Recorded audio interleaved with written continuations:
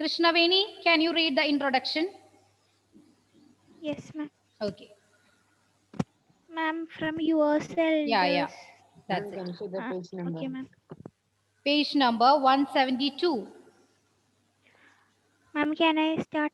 Yeah, sure. Your elders might have cautioned you against touching an electrical appliance with wet hands.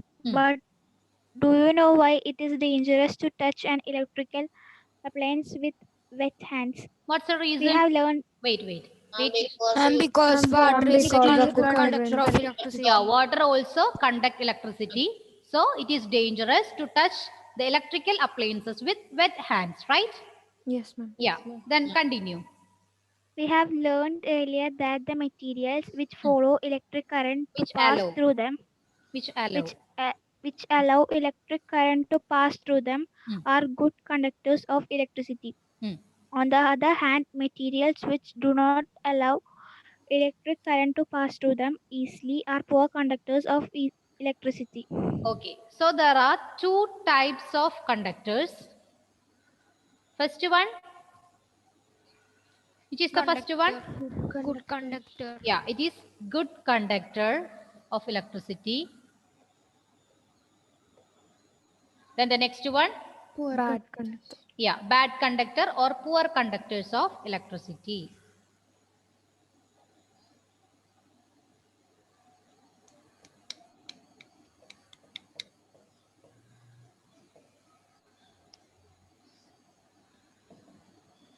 Okay, then continue. In class 6, we made a tester to test whether a particular material allows the electric current to pass through it or not. Do you recall how the tester helped us in deciding that? Yeah. We found that materials such as Metal. copper and aluminum conduct electricity. Okay. Copper and aluminum conduct electricity, whereas materials such as rubber, plastic, and wood do not conduct electricity. So the examples for good conductors, metals. Aluminium, then copper, iron, etc. Then what about the poor conductors? Plastic. Plastic. Plastics, Like rubber, etc. Plastic. Okay, then. Ma'am, Yeah, ma'am, which page number it is? 172. Okay, ma'am. Okay. Then continue. However, so far we have used our tester to test materials which were in solid state.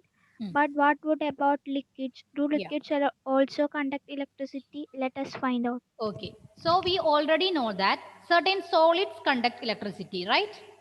Yes, ma'am. So the examples are aluminium, metal, copper, etc. Metals. That's it. Then what about the liquids? All the liquids conduct electricity. No, ma'am. Yeah, certain metals, yeah, certain liquids, they conduct electricity. Some are poor conductors of electricity. So for to check whether this liquids, all liquids conduct electricity, there is one tester. That's in your page number, that 172. A tester is there. If if the liquid used is allowed to pass electricity through them, the bulb will glow. Okay, if the bulb will glow, it means that the liquid we are using that allows electricity to pass through them. It is a good conductor. And if the bulb will not glow, it means that the liquid we are using does not allow electricity to pass through them. Okay, clear? Yes, ma'am. Yeah, that's the tester. The two ends, the two free ends of that wires that we dip in that liquid and check whether the bulb will glow or not. In this way, we are going to check whether the liquid is a good conductor or a bad conductor. Clear? Yes, ma'am. Yeah, that's about that activity 14.1 and 14.2. Then you will read from when the liquid between. After the activity 14.2, who will read? Ma'am. Yeah, Shivanya, you can. When the liquid between the two ends of the tester allows the electric current to pass, the circuit of the tester becomes complete. Yeah. The current flows in the circuit and the bulb glows. Okay. When the liquid does not allow the electric current to pass, the circuit of the tester is not complete and the bulb does not glow. Yeah. If the liquid, it allows the electricity to pass through them, the bulb will glow. It means that it is a good conductor of electricity. And in the case if the bulb will not glow, it means that the liquid does not allow electricity to pass through them and it is a bad conductor or poor conductor of electricity. Okay, continue Shivanya. In some situations, even though the liquid is conducting, the bulb may not glow. It Yeah. may have happened in activity 14.2. Okay. What can be the reason? Yeah. In some cases, in some cases, if the liquid is conducting, okay, if the liquid is conducting but the bulb will not glow, that happens in the case that figure 14.2. The lemon juice is kept in that vessel, then the two ends of that wires put into that liquid and they are going to check whether the bulb glows or not. From that experiment, the bulb does not glow. Then we can check what's the reason for that. Shivanya, continue the next paragraph. Okay. Do you remember why the bulb glows when the electric current passes through it? Due to the heating effect of current, the filament of the bulb gets heated to a high temperature and it starts glowing. However, if the current through a circuit is too weak, the filament does not get heated sufficiently and it does not glow. Yeah. And why is the current in the circuit weak? So, Ma'am, okay, wait. Due to the heating effect of current, the filament, how this bulb will glow? when the filament gets Yeah, heated. when the electricity is passed through them, the filament is get heated and it will cause the glow of the bulb, right? Yes, ma'am. Here, only a small amount of heat is obtained. It is not sufficient for heating that filament. That's why the bulb will not glow. Clear? That means the current through a circuit is very weak. That's why the bulb will not glow. Okay, then continue. Well, though a material may conduct electricity, it may not conduct it as easily as a metal. As a result, the circuit of the tester may be complete and yet the current through it may be too weak to make the bulb glow. Yeah. Can we make another tester which can detect a weak current? Okay. Here we are using just a tester using a battery bulb. Yeah, battery and bulb, right? In the case of liquids, the current through that liquid, it is too weak compared to the metals. Okay. So this type of tester cannot detect the whole current. So we are going to use another type of tester in order to detect even small currents. Clear? Yes, ma'am. Yes, ma'am. Yeah. In the case of metals, this tester is okay. It will test very good and the bulb will glow. But in the case of certain liquids, we are checking whether this liquids conduct electricity or not. This tester is not sufficient because it cannot able to detect small current. That's why we are using another type of detector. It is using a magnetic needle. Do you know magnetic needle? Yes, ma'am. Yes. Compass. And Yeah, compass, that's it. When we place this magnetic needle in the in that circuit, what happens? If there is any detection of current there, this uh, this needle, it will deflect. Even small current is there, this needle will deflect like this. Okay? Even in north south direction or in south north direction, it will deflect. So from this deflection, we can detect even a small current. Clear? yes, ma'am. Yes, ma'am. Yeah. That's about the activity 14.3. Look at that image. That's the another tester.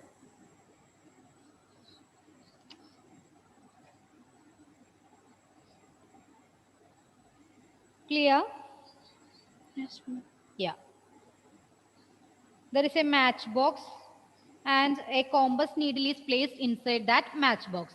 If there is small current there, that needle will deflect. So from this deflection, we can determine whether that liquid conducts electricity or not. Clear? Yes, ma'am. Okay. Then look at that table 14.1.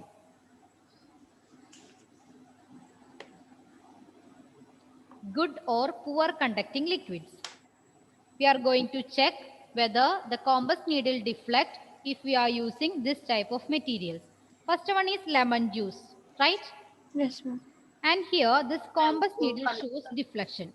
That means yes, it shows deflection. And if it shows deflection, it means Good conductor. yeah, good conductor. The next one, vinegar. Vinegar. Yes. Vinegar, Yes, ma'am. yeah, it's also yes. So write down yes there. Yes. Good conductor. So it is good conductor. Conductor. Yeah. The next one, tap water. Yes, ma'am. Yeah, it's also yes. So then write down good conductor. The next one, vegetable oil. Ma'am, no. No. Vegetable oil will not conduct electricity. So write down no.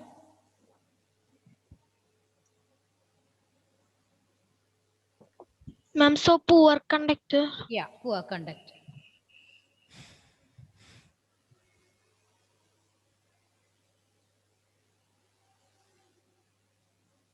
The next one, milk. No. Ma'am, Ma'am, no. In the case of milk, it is yes. Yes. Okay? Because it contains certain types of ions that will help to conduct electricity through them. So milk, yes. Good conductor. The next one, honey. No, ma'am. No.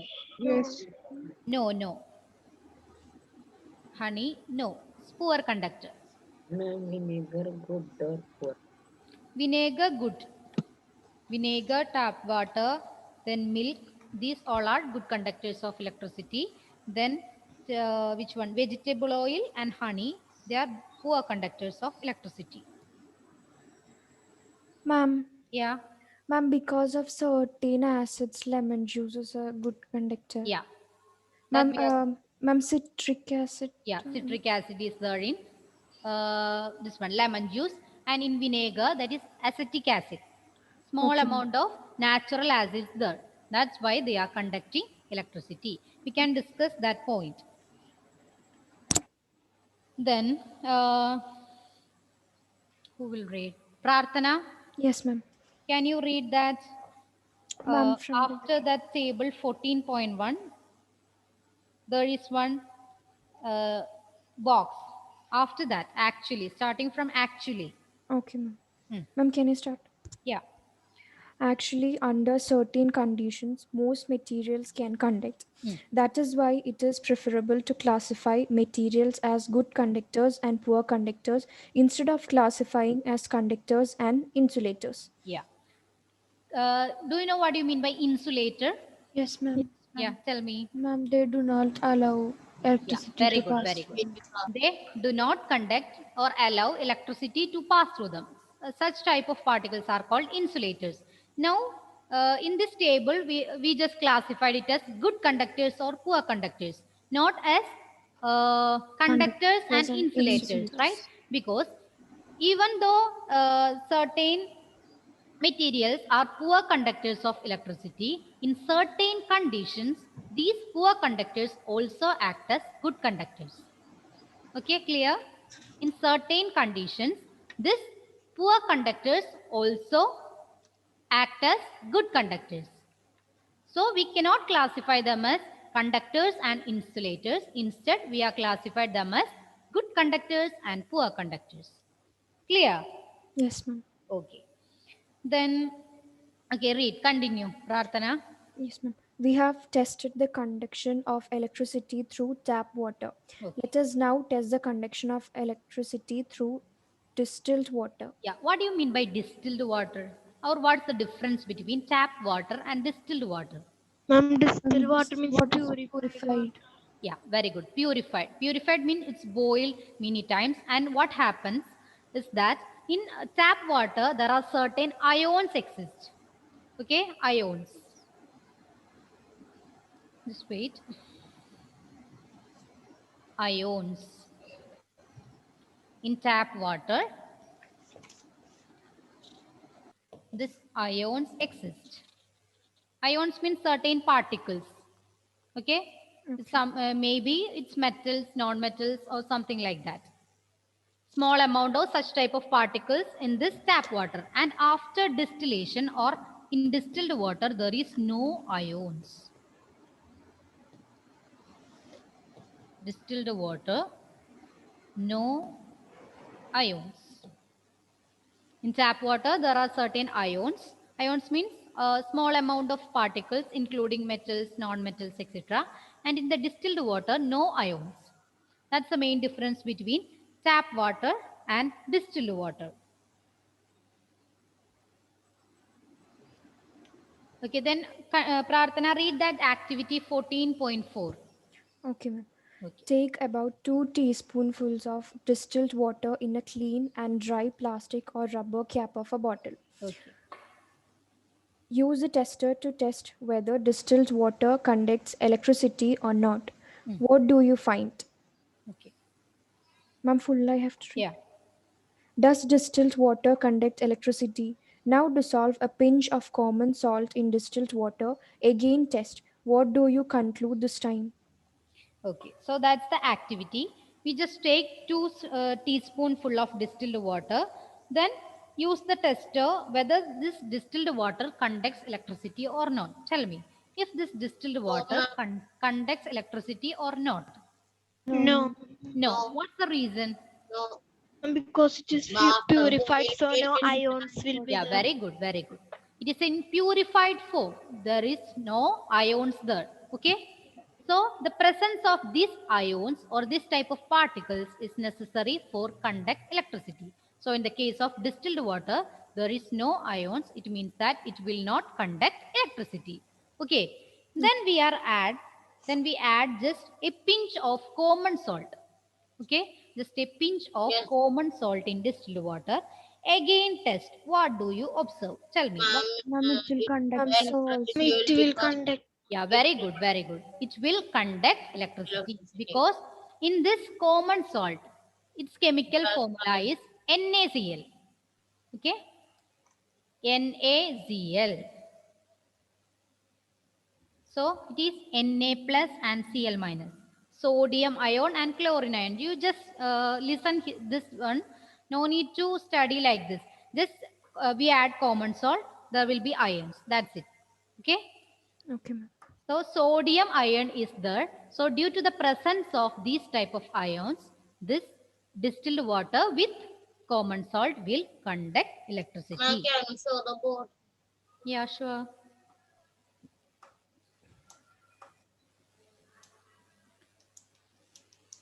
Common salt, that is NaCl. It's a chemical formula of common salt.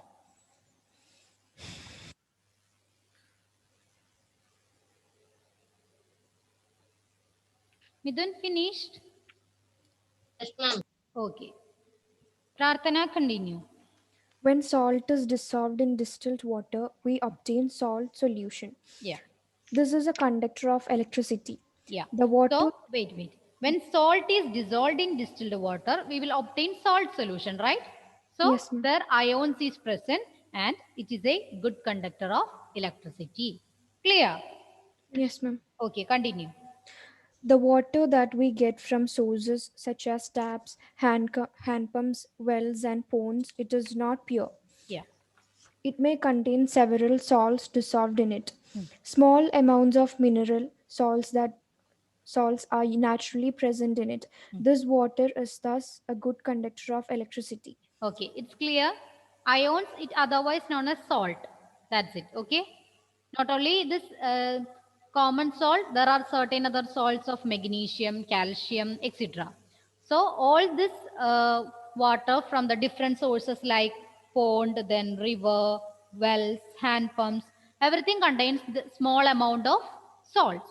So they conduct electricity. That's why this water is a good conductor of electricity. But in the case of distilled water, all these salts and all these ions are removed. So they act as poor conductor of electricity. Okay. Prarthana, read the last sentence also. On the other hand, distilled water is free of salts and is a poor conductor. Okay. So distilled water is a poor conductor. Then Mishal, can you read that box? Small amounts of mineral salts. Yes, ma'am. Okay. Small amounts of mineral salts present naturally in water are beneficial for human health. Mm. However, these salts make water a good conductor. Yeah. So, we should never handle electrical appliances with wet hands or while standing on a wet floor. Okay. So this small amount of mineral salts, they present in water that are beneficial for human health. It is not considered as impurity. Okay. It's sometimes beneficial for the human health. However, these salts make water a good conductor. So we should not ever handle electrical appliances with wet hands. Okay. Clear? Okay, ma'am. Yes, ma'am. Yeah. Okay. Ma'am, Yeah. ma'am, we learned that milk is a good conductor. Hmm. Ma'am, so when milk is boiled, they won't be having ions in it, right? Yeah, in the distillation is not just a boiling. Okay, Okay. several times of boiling, and this ions it will boil until these ions are removed. Okay, ma'am. Okay, clear? Okay. Yes, ma'am. So there is difference between this boiling and distillation. Okay. ma'am. Okay, yeah. Then okay, then the next topic, that is chemical effects of electric current. So we have only 5 minutes, right? So we can discuss the remaining portion in the next class. And I will ask you one or two questions from the chapter 5. Ma'am, written. No need to write. Just ask. That's it. So I need answer from anyone. Okay? No need to worry. So the natural, what do you mean by this natural resources? The resource that is obtained by nature. Okay, very good. Resources that obtained from nature include air, water, soil, etc. Right?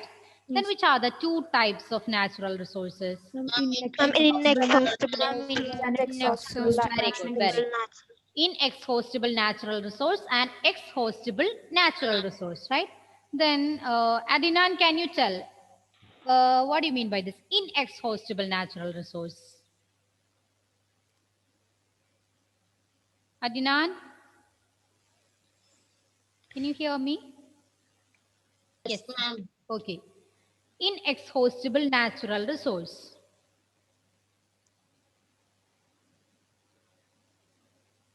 Ma'am, it might have some problem. Okay, Midun, you can tell me. Ma'am, these resources are present in ultimate resource. Yeah, they are unlimited quantity in nature and